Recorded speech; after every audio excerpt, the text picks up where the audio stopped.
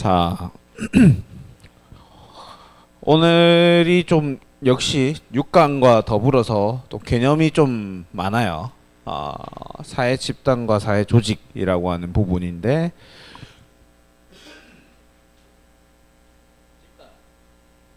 집단 그리고 조직, 이 둘 중에 어떤 게 조금 더 광범위한 개념일까요? 집단.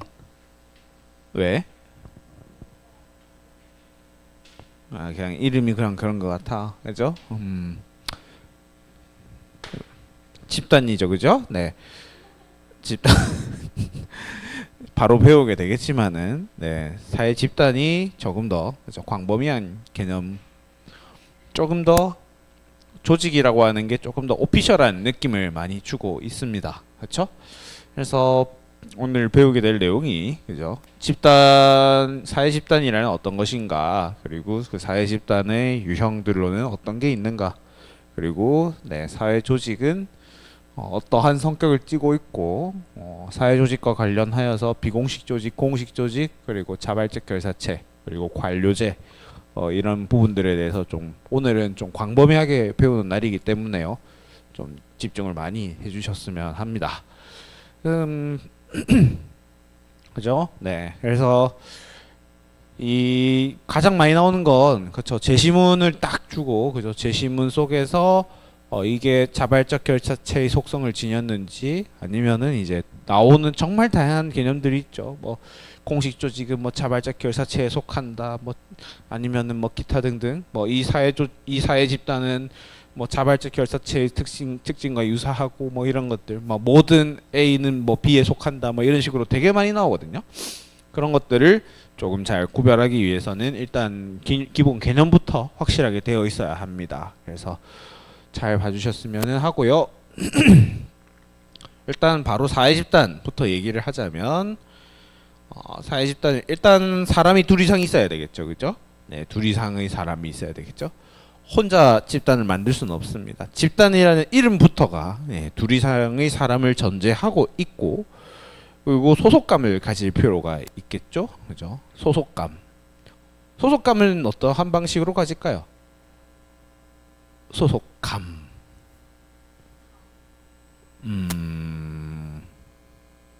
뭔가 같은 목적에 의해서 모였다라는 그런 감정 같은 게 있어야 되겠죠, 그죠?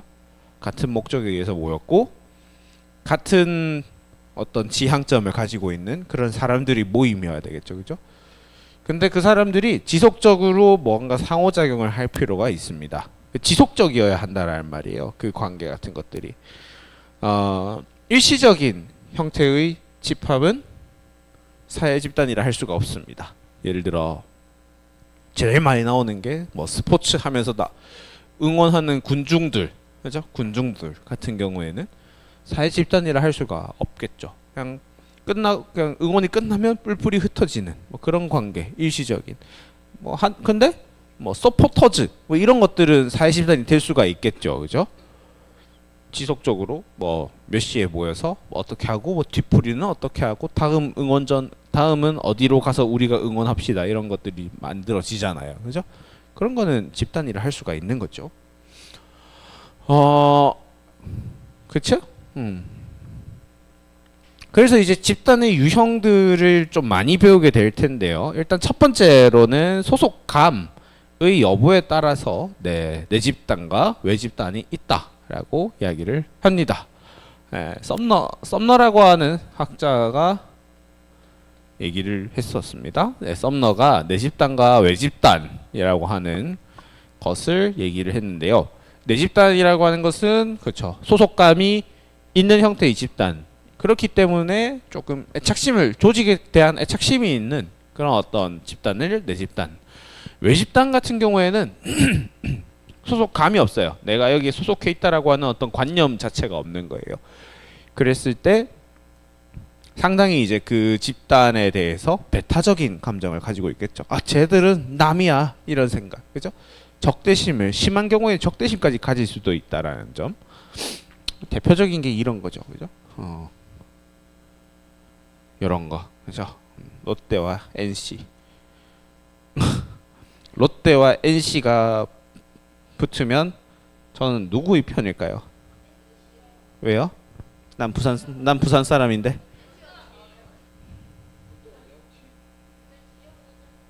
나 NC가 잘한다는 생각을 모르겠어요.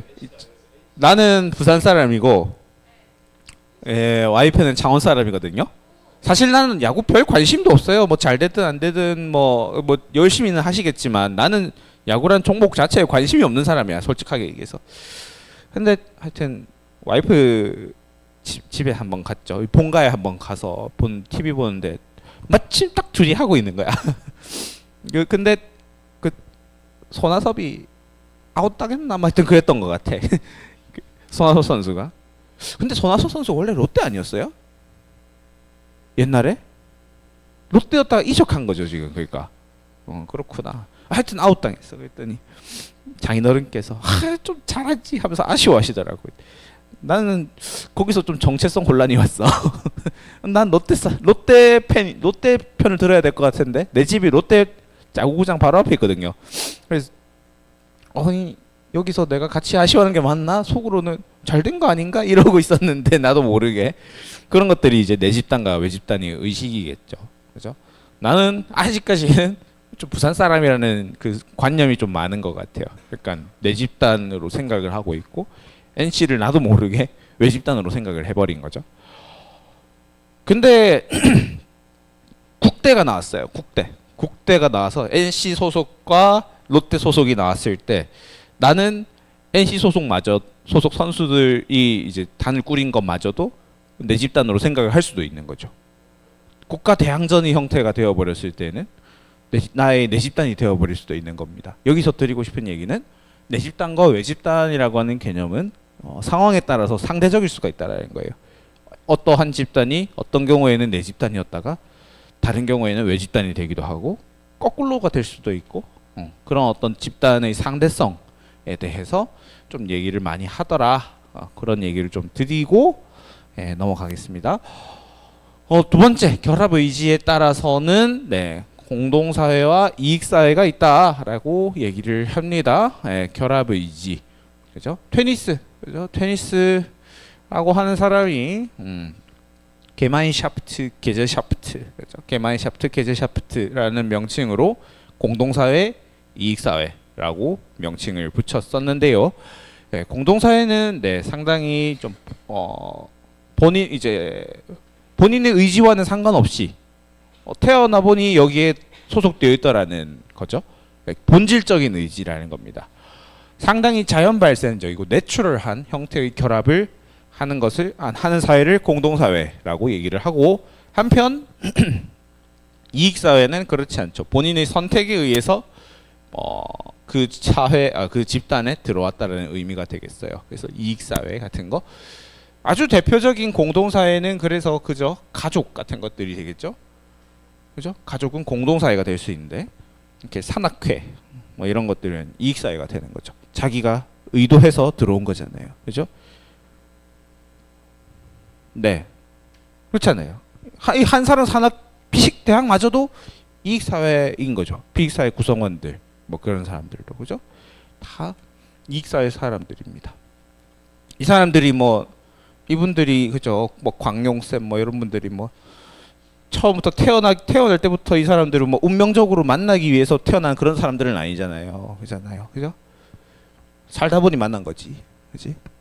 자기 선택에 의해서. 결합 의지에 따라서 그래서 가족 형태의 공동사회 혹은 그 이외의 이제 본인이 선택에 의해서 만들어지는 이익사회 같은 것들이 있다 보시면 되겠고, 접촉 방식에 따라서는 여기 그 애니메이션 안 그렸네. 1차 집단과 2차 집단이 있습니다. 이것은 이제 접촉 방식, 쿨리라고 하는 그죠? 쿨리라고 하는 이제 사회학자가 사회 집단을 접촉 방식에 의해서 1차 집단과 2차 집단으로 구별을 했습니다. 접촉 방식이라고 하는 것은 그 사람과 사람들 간의 접촉 방식을 얘기를 해요. 상호작용 방식, 그죠? 그래서 상당히 1차 집단은 좀 인화지향적이라는 표현을 많이 쓰고 전인격적이라는 표현을 많이 씁니다. 인화지향적이라는 것은 사람 중심이라는 의미죠. 한편 2차 집단 같은 경우에는 좀 상대적으로 몰인격적, 몰이란 말은 없단 뜻이죠, 그죠? 뭔가 인격적인 만남이 아니라는 뜻이고 과업을 지향하는 형태의 집단을 2차 집단이라고 얘기를 하죠. 근데 그런 경우가 있어요. 한 집단인데 1차 집단과 2차 집단의 속성을 동시에 지니는 그런 경우들도 분명히 있다는 겁니다. 이런 경우죠. 군대는 1차 집단이야, 2차 집단이야 라고 했을 때 교과서에 나와 있는 내용이어서 좋은 내용이어서 좀 가져와 봤습니다. 일단 그죠, 군대라고 하는 어떤 큰 집단 그 자체만을 봤을 때는 2차 집단에 가까워 보이기는 합니다. 그죠? 나라를 지키기 위한 목적으로 생판 모르던 청년들이 모여서 이렇게 있는 곳이죠. 그죠? 근데 얘네들이 18개월 맞나 요즘? 21개월? 21개월 뭐 몇 개월이든 지내다 보면은 서로가 친해지겠죠. 그죠? 기본 처음 만나면 2차 집단이 만남이었는데 만나다 보니까 1차 집단적인 속성을 지닐 수도 있다라는 겁니다. 그렇기 때문에 제가 드리고 싶은 얘기는 제시문에서 만약에 1차 집단, 2차 집단 등등과 같은 어떤 집단의 유형을 찾아내고 싶을 때에는 그 속성과 관련된 추가적인 단서를 찾는 것이 중요하다, 안전하다, 뭐 그런 얘기를 조금 드리는 거예요. 그러니까 별다른 단서도 없는데 군대 밑줄 탁 그어놓고 여기는 2차 집단이야 이렇게 단정을 할 수가 없다라는 거예요. 분대원들끼리 친할 수도 있잖아, 그죠? 전역하고도 막 연락하고 그런다 하잖아요, 그죠? 실제로 그렇게 하거든요. 그렇기 때문에 딱 이것은 몇 차 집단, 몇 차 집단 이렇게 얘기를 할 때 하는 것을 이제 문제로 나왔을 때는 관련된 단서를 찾는 것이 중요하겠다, 그죠? 보면 그렇잖아요. 2차 집단이라고 해서 반드시 부분적이고 수단적인 인간관계만이 나타나는 것은 아니고 1차 집단에서 나타나는 인간관계 방식이 혼재되어 나타나기도 한다. 그런 얘기 나와 있습니다. 잘 파악하시고, 자, 다시 정리를 하면, 그죠? 다시 정리를 하면 그렇죠? 왜 이래? 자, 아니구나. 다시 정리가 아니군요. 중거 집단 얘기입니다. 네, 중거 집단 얘기인데 꽤나 중요한 얘기예요. 그죠? 중거 집단은 이게 뭐 물론 시험이나 그런 데도 중요하다는 얘기를 하겠지만 각자의 삶에 있어서 상당히 많이 중요한 집단이 될 수가 있는 거죠. 그죠? 각자가 행동한 것이라든지 입장을 선택하는 것이라든지 이제 가치관 같은 것들을 형성하는 기준이 될 수 있는 집단이 중거 집단이라고 하고 있습니다. 눈을 왜 무섭게 떠? 오늘 안경 안 갖고 왔구나 너. 제 깨워줘. 깨워주세요. 에이, 웨이크업. 자. 저 중거 집단.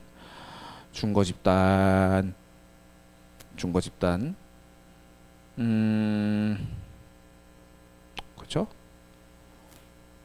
여러분의 중거 집단 어디입니까? 현재 없어요? 준거 집단 조금 이렇게 말하니까 소속되고 싶은 집단이라고 해야 될까요? 좀 더 정확하게 말하면 가치관, 행동이나 기준이나 근거가 되는 그런 어떤 집단.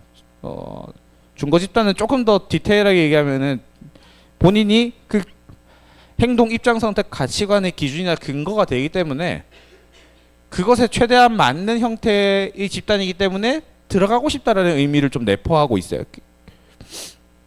소속되고 싶은 집단이라는 뜻이에요. 깨워줘. 마지막이야. 뒤에도 소속되고 싶은, 여러분들이 소속되고 싶은 집단은 어디죠? 서울대학교 중거 집단으로서 그쵸? 여러분들에게 다양한 소속 집단, 중거 집단들이 있겠죠.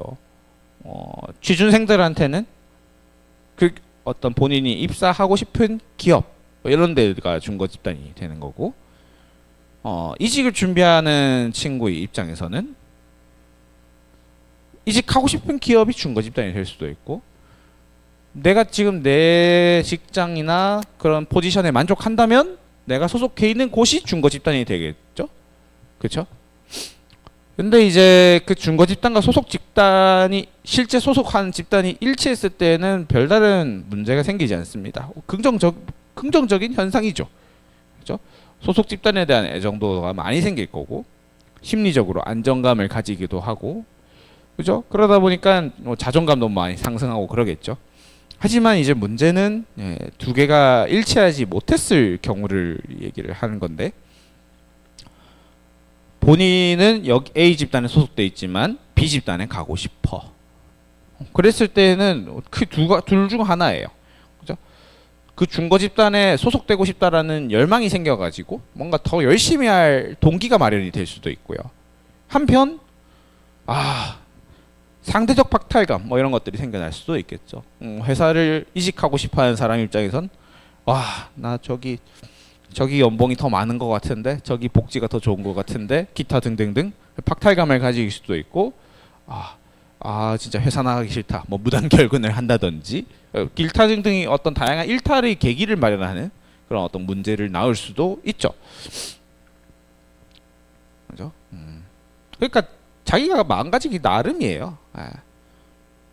많은 것들의 원인은 나 자신한테 있습니다. 보면은 그죠? 자기가 자극을 받으면 자기한테 좋은 형태로 자극을 받게끔 만들 수도 있는 거고요. 그렇지 못하고 박탈감을 느낀다면 거기서 그냥 끝인 거죠. 그죠? 그렇습니다. 그러니까 그 집단에 대한 의미는 각자가 찾기 나름인 것 같아요. 이런 걸 보고 있어도 그죠? 우리 조직 구리다. 우리 맨날 왜 이러냐. 사실은 알고 보면 그 문제는 자기 자신한테 있는 거죠. 자기 자신이 마음가짐에 있는 거죠.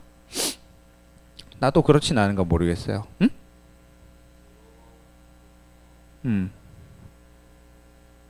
그러니까 이제 둘 중에 하나인 거예요.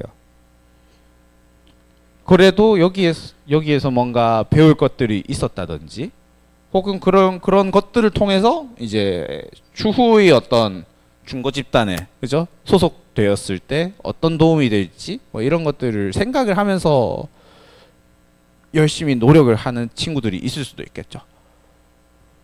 음. 음.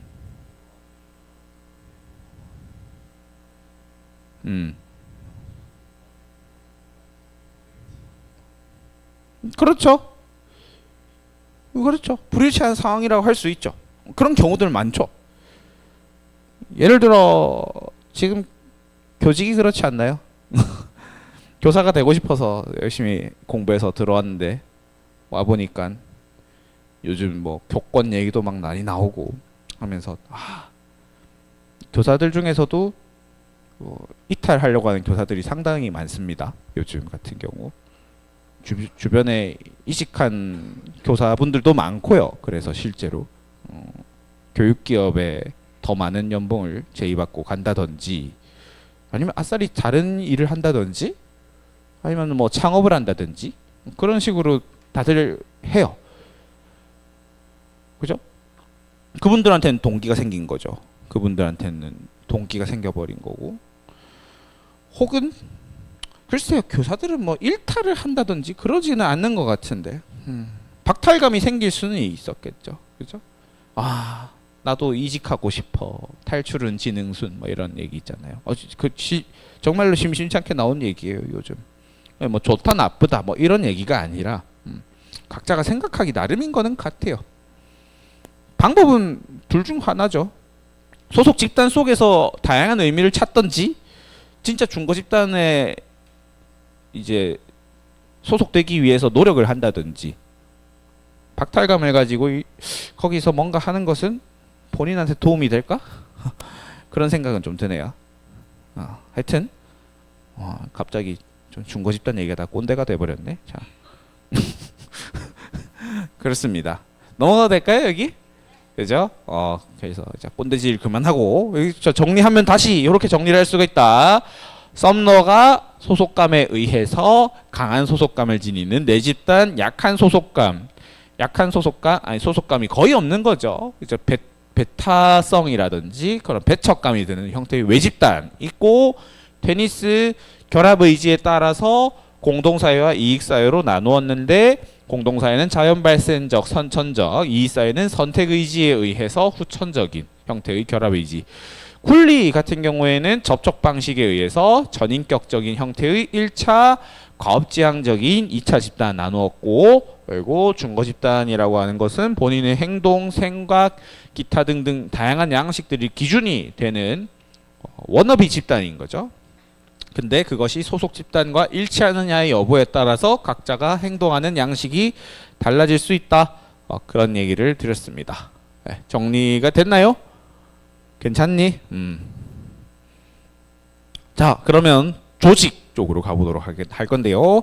사회조직이라고 하는 것은 사회 집단들 중 공식적 성격을 지니는 조직을 사회조직이라고 얘기를 합니다.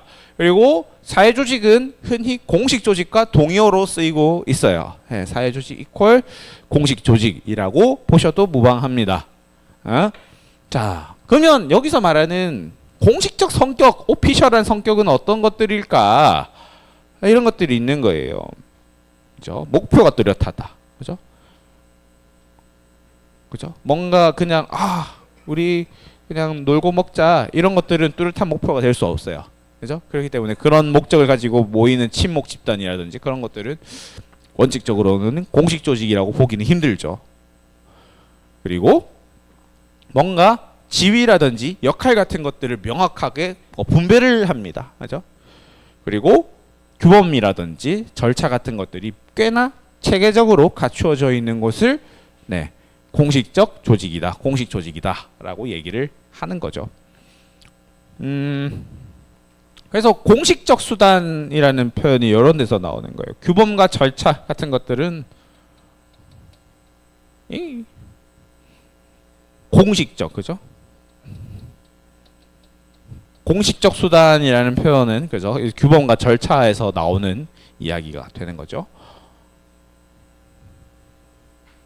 그죠? 그래서 사회집단과 사회조직이라고 하는 것은 제가 오프닝 때 얘기 드렸던 것처럼 집단이 더 광범위한 개념이라는 점 말씀을 드리고, 그래서 이래요. 지금 보시면 이 사회조직 같은 경우에는 그죠? 수단적이고 목적 지향적인 관계를 일반적으로 지니고는 있습니다. 물론 그 안에서 말씀드렸다시피 전인격적 관계가 일부분 나올 수는 있겠죠. 그리고 일단 사회 조직 자체가 조직원들의 어떤 퍼포먼스를 평가할 수밖에 없어요. 평가할 수밖에 없고, 그 평가하는 기준 자체도 규범과 절차에 근거한다 라는 얘기입니다. 그리고 그런 규정에 의해서 평가를 하면 보상을 한다든지 규제를 한다든지 하는 겁니다. 그죠? 공식적인 수단을 통해서요. 공식적인 수단이라는 표현을 상당히 많이 써요. 이제 공식 조직이라든지 나중에 보게 될 관료제라든지 공식화 이런 표현을 많이 씁니다. 근데 잘 보시면 얘네들이 지금 이익사회의 성격과도 상당히 맞물려 있다는 점을 알 수가 있어요. 그렇기 때문에 모든 공식 조직은 이익사회적인 성격을 지니고 있다라고 보는 것이 타당하다라는 거죠. 이익사회는 선택 의지에 의해서 결성되는 형태의 집단들이잖아요. 그렇기 때문에 모든 공식 조직들은 이익사회이다 라고 봐도 무방한 거죠. 됐습니까? 넘어갈까요? 넘어가면 안 되겠네요. 넘어가도 돼요? 저 스티커 좀 어떻게 해라. 저 진짜.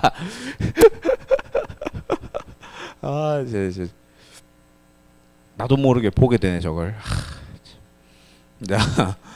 비공식 조직도 있죠, 그죠? 비공식 조직. 비공식 조직은 일단 그죠? 가장 중요한 거 일단 공식 조직 구성원들인가, 그죠? 비공식 조직 여부를 파악을 하려면 그래서 공식 조직이 나와야 합니다. 공식 조직 없이 그냥 우리 동호회 하나 만들었어 이런 것들은 무조건 비공식 조직이라고 단언 지을 수 없어요. 그랬지? 공식 조직 구성원들 중에서 그 중에서 또 친한 친구들이 나오겠죠. 친밀한 인간관계를 바탕으로 해서 동일한 관심사와 목적으로 조직된 그런 어떤 사회 집단을 비공식 조직이라고 이야기를 합니다. 공식 조직 내부에 있는 경우들이 있죠. 그런 거 없어. 그런 거는 또 안 돼요. 비공식 어떤 친구들은 그죠? 비공식 조직이 공식 조직 안에 있습니다 하니까는 뭐 이런 경우 그죠? A 대학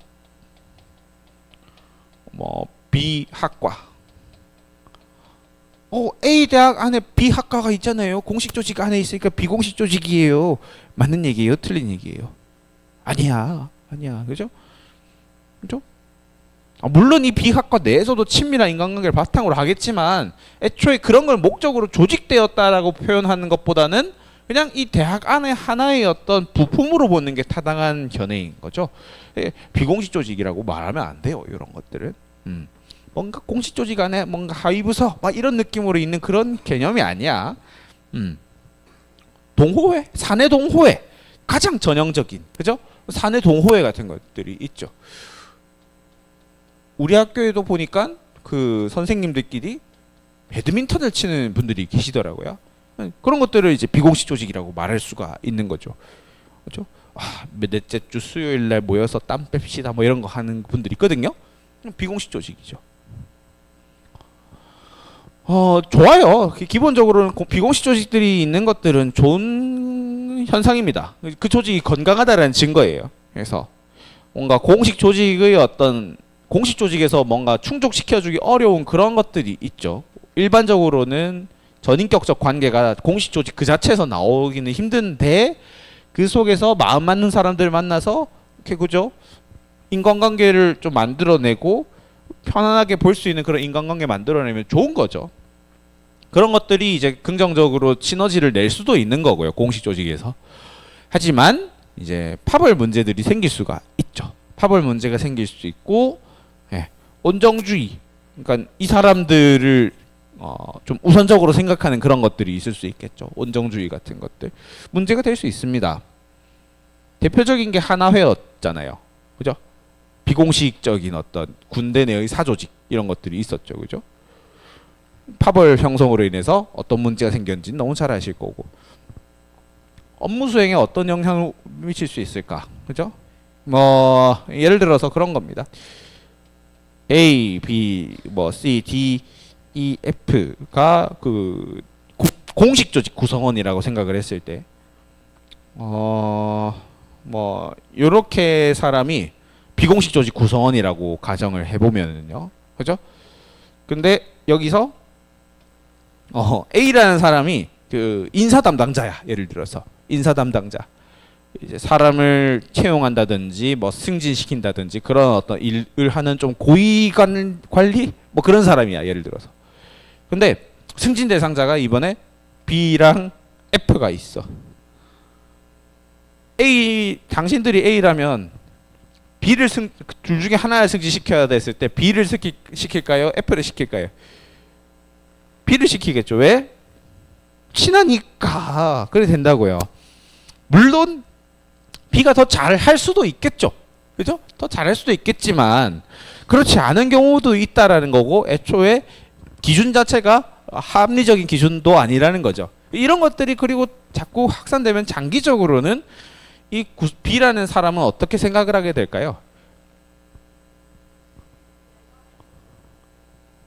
뛰어나다라고 생각할 수도 있겠고 A를 이용해야겠다 생각이 들 수도 있겠고 자기가 진짜 실력으로 뭔가 자꾸 승부를 보려고 할까요? 아니겠죠. 뭐 내가 그렇게 뭐 잘 하지 못하더라도 내한테는 A가 있으니까, 그죠? A가 있으니까 라인이나 잘 타야지. 뭐 이런 생각을 하게 되지 않을까요? 그죠? 문제가 생길 수 있습니다. 조직의 업무 수행에 그런 식으로 그런 어떤 비공식 조직의 좋은 점과 문제점에 대해서 조금 짚어보았고요.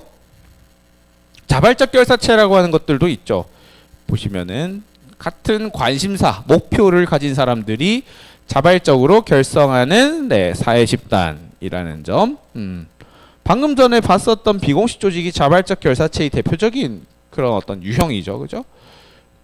그래서 뭐 동호회, 뭐죠? 동호회 같은 것들, 혹은 이제 시민단체 같은 것들, 이 대표적인 자발적 결사체다라는 얘기를 하는데, 왜 그렇게 얘기를 하느냐 하면은, 일단 자발적 결사체는 자발적이 제일 중요해요. 그래서 제가 봤을 때 이 특징이 제일 중요한 것 같습니다. 가입과 탈퇴가 자유롭다라는 점. 들어오는 것도 마음대로고 나가는 것도 마음대로여야 한다라는 거예요. 기업, 회사 같은 것들은 자발적 결사체가 될 수가 있습니까? 왜? 그죠? 들어가고 싶다고 다 들어갈 수 있는 게 아니잖아요. 그죠? 대학 이런 것도, 아니, 뼈 때리나? 하여튼 그렇잖아요. 그죠? 저 서울대 가고 싶어요 하면은, 응 그래 버스 타고 와, 이렇게 하지 가입을 하라는 소리는 안 하잖아요. 그죠? 그리고 자발적 결사체 자체가 일단은 일반적으로 1차 집단과 2차 집단이 혼재되어 있다라는 점. 그죠? 1차 집단과 2차 집단이 혼재되어 있는 속성을 지니고 있고, 상당히 이제 다원주의 사회에 기여를 많이 합니다. 그죠? 특히 시민단체와 같은 어떤 그런 곳들 같은 경우는, 그죠? 어떤 의사를 내는데도 관여를 할 수가 있거든요. 그죠? 뭐 환경단체, 그죠? 환경과 관련된 어떤 시민단체들이 어떤 시위를 할 수도 있고, 뭔가 캠페인을 할 수도 있고, 뭐 국회 같은 곳에 가가지고 자기 의견을 낼 수도 있죠. 그런 식으로 의사결정, 정책결정 같은 데에도 영향력을 끼칠 수 있는 곳이 자발적 결사체 같은 곳들이죠. 그렇습니다. 그런 속성을 지니고 있고, 이제 마지막 관료제 얘기를 하면 마칠 것 같은데 아니네. 그죠? 자발적 결사체는 공식 조직일 때도 있고 비공식 조직일 때도 있죠. 그리고 그죠? 시민단체와 같은 것들은 커다란 형태의 조직이었을 때에는 뭐 법인 설립 같은 것도 해야 되고 하면 공식 조직이라고 보는 게 맞겠죠. 그죠? 하지만 비공식 조직에서도, 그죠? 자발적 결사체들은 생길 수가 있는, 자발적 결사체의 속성을 지니고 있는 거죠. 교과서에 있는 내용이긴 한데요. 그렇지 않습니까? 해서 비공식 조직들은 자발적 결사체, 그죠? 모든 공식 조직들은 다 자발적 결사체라고 할 수는 없지만 모든 비공식 조직들은 자발적 결사체라고 얘기를 할 수가 있는 거죠. 그죠? 애초에 비공식 조직의 개념 자체가 자발적 결사체의 개념이랑 똑같잖아요. 동일한 관심사를 바탕으로 조직을 했잖아요. 그렇잖아. 가입과 탈퇴도 자유롭겠죠, 당연히. 그죠? 비공식 조직이. 그렇잖아. 배드민턴 치다가 저 다음 달부터 안 나오겠습니다 하면은 뭐 손목 꺾고 나가 뭐 이러진 않잖아. 그지? 얼마나 잔인한 일이냐. 아니라고. 그죠? 비공식 조직들도 자발적 결사체입니다. 그래서 그럼 마지막으로 이제 관료제와 탈관료제 얘기만 좀 드리고 마치도록 하겠습니다. 네, 시간이 적절하네요. 관료제의 등장 배경을 조금 말씀드리자면, 관료제는 합리화의 과정이다 라는 얘기를 합니다. 합리적인 어떤 사회가 만들어지면서 나온 게 관료제라는 말입니다. 배경이 이래요. 일단 사회가 워낙 다양한 사람들의 상호작용이 생겨버리고 인구수도 매우 많아져 버리고 직업의 개수도 너무 많아져 버렸어요.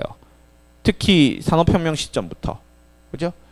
인구수가 엄청 기하급수적으로 증가를 했고 직업들도 많아지고 각자가 잘할 수 있는 것들이 너무 많아졌는데, 이런 사람들을 효율적으로 관리할 수 있는 어떤 체제가 필요했던 거고, 그 체제는, 그죠? 관료제가 되어버린 거죠. 이렇게. 그죠? 이렇게 산발적으로 섞여 있던 사람들을 자기가 각자 잘하는 특성에 맞추어서 부서도 조직하고 그 사람들을 그래도 어느 정도 통솔할 수 있는 사람도 필요하게 되었던 거죠. 이런 식의 어떤 합리화 과정이 관료제였습니다. 그 관료제의 특징과 그 특징들로 인해서 나오는 문제점들은 다양한 게 있죠. 그죠? 저 일단 관료제, 상하 위기 구조가 명확합니다. 그죠? 까라면 까야죠. 그죠? 윗사람이 하라면 하고 아랫사람이 시키는 대로 하는 겁니다. 그리고 문서나 그런 것들이 표준화되어 있죠. 공문 같은 것들 엄청 많이 옵니다. 그죠? 규정 같은 것들도 아주 다양하게들 있어요. 학교도 마찬가지죠. 관료제와 탈관료제가 좀 섞여 있긴 하지만 학교 같은 경우에는 일반적으로는 원칙적으로는 관료제 사회입니다. 공문들이 엄청 오고 교사들이 뭔가 일을 할 때에도 규정에 맞춰서 일을 합니다. 교육부나 뭐 그런 데서 교육청에다가 관련된 공문 내리고 그 공문에 근거해서 교육청도 학교에다 공문 내리고 그죠? 그렇게 합니다. 규정주의예요. 연공서열주의 그죠? 물론 그 능력도 어느 정도는 보면서 조금 평가를 하는 부분도 있겠지만 일반적으로는 근속 연수에 따라서 이제 차등 분배를 합니다. 그죠?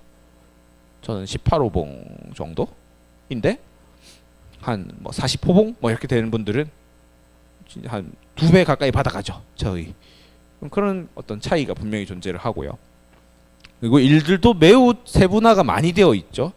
우리 학교만 해도 부서가 정말 많죠. 그죠? 교무기획부, 교육과정부, 내 소속, 미래교육부, 또 뭐 있어요? 학생자치부, 안전인성부, 뭐 1학년부, 2학년부, 3학년부, 뭐 하여튼 기타 등등 수업혁신부 뭐 많잖아. 그죠? 상당히 많이 세분화가 되어 있습니다. 근데 이런 것들이 효율성을 위해서 조직된 것임에도 불구하고 이런 문제들을 또 낳거든요. 그죠? 권위주의적인 어떤 문화들을 만들 수도 있다라는 거예요. 까라면 까야 되는 거 그런 것들 그죠? 그 변질되어서 갑자기 그거 생각나네. 옛날에 지금 학교 아니에요. 지금 학교 아니고 예전에 학교에 그 주차하는 자리가 그 관리자 자리가 있었어요. 교장 교감 선생님 자리가 있었어. 주차 자리가 있었어. 거기가 이렇게 비 올 때에도 비 안 맞을 수 있는 그런 자리였거든요. 난 그게 근데 너무 싫은 거예요. 아니 사람들 다 똑같은 사람들인데 왜 본인들만 자리가 있고 그래? 이렇게 생각이 들었어요. 그래서 한번 반발심이 들어서 교장쌤 자리에 주차를 해버렸어. 했어요. 너무 꼴보기 싫더라고. 아니, 너무 보기 싫더라고요. 그렇잖아. 맞잖아. 왜 우리는 비 맞고 다녀야 되고 왜 본인은 비 안 맞는 데서 차양 막 해놓은 데서 그렇게 해. 이상하잖아요. 그랬거든요. 처음에는 전화가 왔어. 행정실 같은 데서. 거기 교장쌤 자리인 건 알고 된 겁니까? 그래서 예, 알고 됐습니다. 교장쌤 자리가 그리고 어디 있습니까? 그냥 교직원 자리지. 이러면 안 되는데 이러면서 뭐가 안 됩니까? 그래서 끊었어. 그것도 됐어. 열받아서. 내가 그것 때문에 일찍 왔어요. 교장쌤보다. 며칠 일찍 왔어.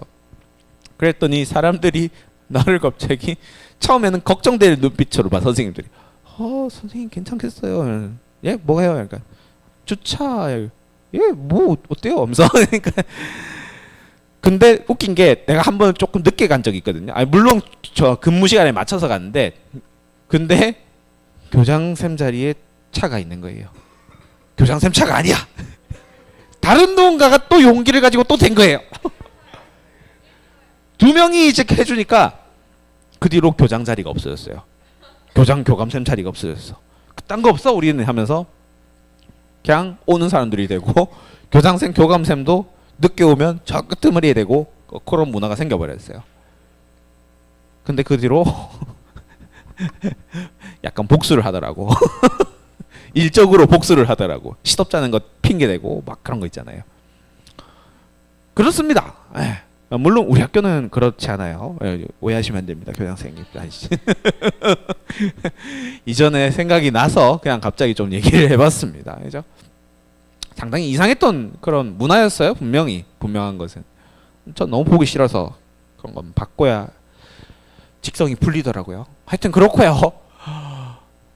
문서와 규정 같은 것들로 인해서 조직의 경직성 같은 것들이 생겨날 수가 있습니다. 그죠? 조직이 자꾸 문서만 찾아대고 근거가 어딨냐부터 시작을 해서 하는데 그런 생각을 자꾸 하게 되면은 뭔가 창의적인 사고를 할 수가 없게 되거든요. 자꾸 그 사람이 그 규정이나 문서, 규칙 그런 것들에 자꾸 이렇게 목매이게 된다고 할까요?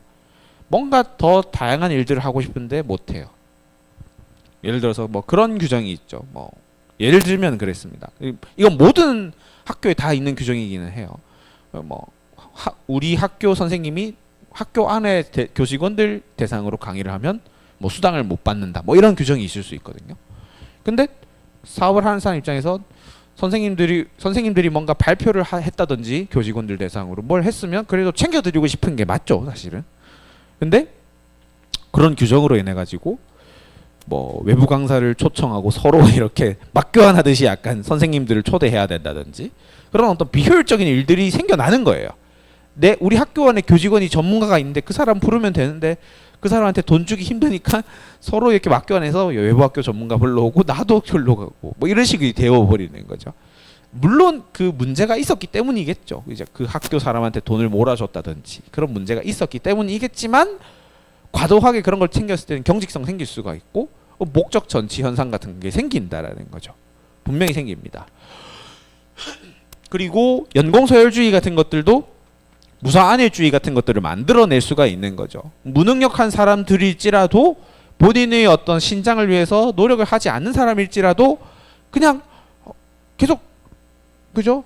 호봉 쌓여가고 이게 돈 더 받아가고 하는 일들이 원칙적으로는 생길 수 있다라는 겁니다. 그죠? 무사안일주의는 그런 개념을 가지고 있어요. 뭔가 발전할 동력을 안 줘. 그죠? 자기가 찾아야 되는 거긴 한데. 그리고 조직 내의 부품으로 생각되는 어떤 인간 소외 현상 같은 것들도 분명히 관료제에서 발생을 할 수가 있습니다.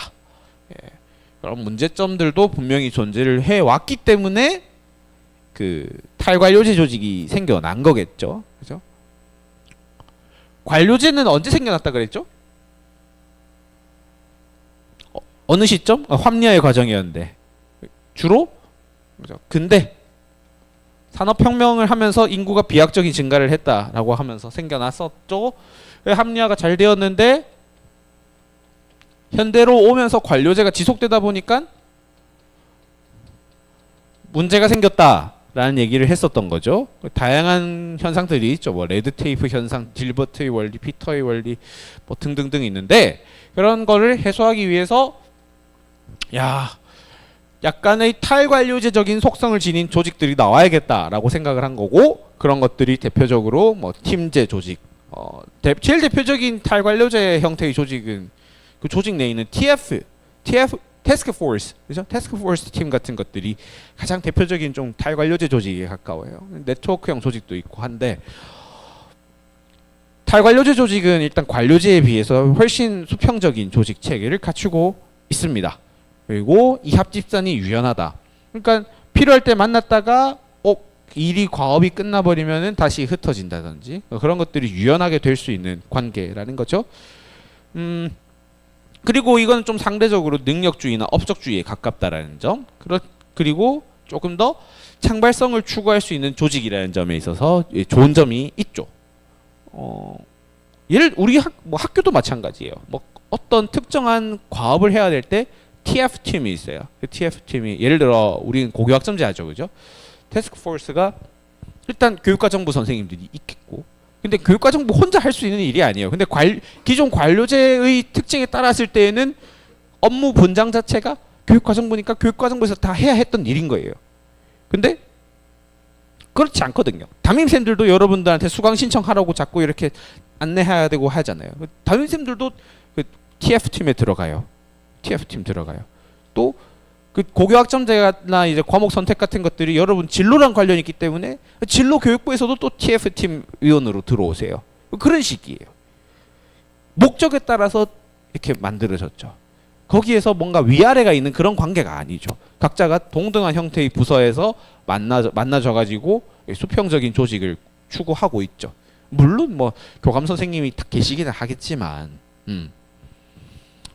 좀 부분적으로 TF팀은 탈관료제 조직에 가깝습니다. 하지만 그죠? 여기서 나오는 게 너무 모든 조직들이 이제 탈관료제로 가면은 안정성 문제가 생기겠죠. 그죠? 안정성 문제가 생기게 되어버리고 모든 조직들이 다 이런 팀제 조직, 네트워크 조직이라 했을 때에는 권한의 명백한 문제 같은 것들도 생겨나겠죠. 우리야 관료제랑 탈관료제가 적절하게 섞여 있는 조직이기 때문에 이 두 가지를 좀 다 잡으려고 하는 거겠지만 모든 우리 학교의 선생님들이 TF팀처럼 움직인다 생각을 해보세요. 모두가 다 그냥 각자 교실에 있다가 무슨 일 있습니다 잠시 모였다가 또 끝나면 헤어지고 만났다 헤어지고 만났다 헤어지고 그 과정에서 자기가 해야 될 일을 명백하게 못 찾는 경우들이 생길 수가 있어요. 네. 그런 문제들이 생길 수가 있는 탈관료제 조직 문제까지 좀 얘기를 해봤습니다. 자, 여기까지 오늘은 하고요. 6강 5강 6강이죠. 5강 6강 문제를 다음 시간에 풀이 쫙 한 번에 하도록 하겠습니다. 오케이? 그러면 어떻게 해야 될까? 그렇지. 풀어와야 되겠죠. 고생하셨습니다.